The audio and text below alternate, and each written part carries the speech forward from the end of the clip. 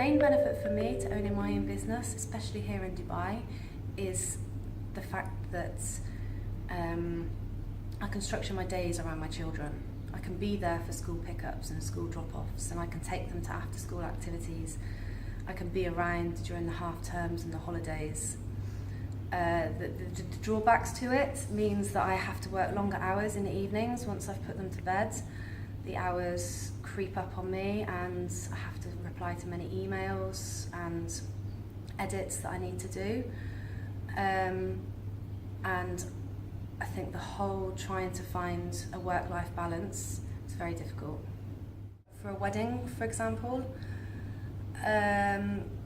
many people actually don't see a benefit of using a portion of their budget for the photography or the videography.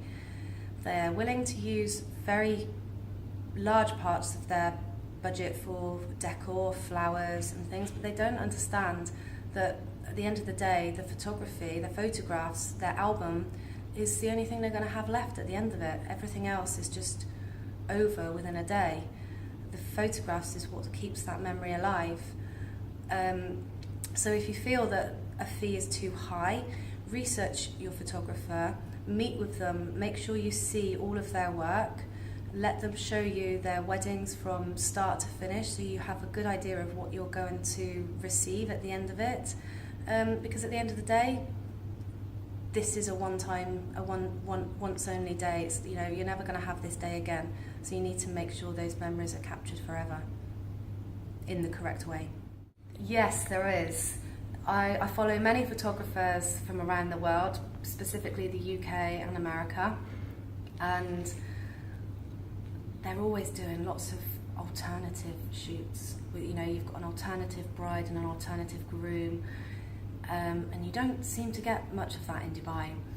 The main thing that I would like to do is trash the dress shoot.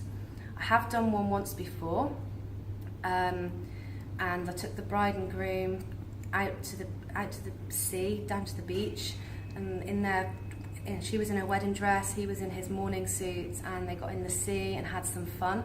But one thing that I would really love to do would be to take a bride and groom down to somewhere like Satwa, somewhere a bit more urban and a bit different, and have the groom with paint, splashing paint all over the bride's dress, you know, lots of different colours. Nobody's been brave enough to take me up on that offer just yet.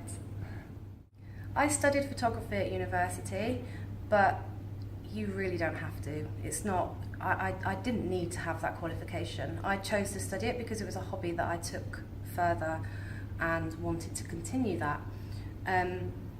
But photography is just something, if you've got a passion for it, you can learn it. There's so many YouTube tutorials, there's so many photographers that are willing to talk to you and give you advice. There are lots of workshops around Dubai. So anybody could start it up, providing they have that passion and that drive and that motivation. That's what you really need to have. In terms of equipment, again, when I started, I was obviously a lot younger. Budgets didn't meet for me to be able to afford to have the top gear. So I did start with a very basic digital SLR and worked my way up to what I shoot with now. I would advise that you can buy the best that you can afford. If you can't afford the best, then go for something a little bit less and build your equipment up from there. And it's just practice and research and learning. That's all it is.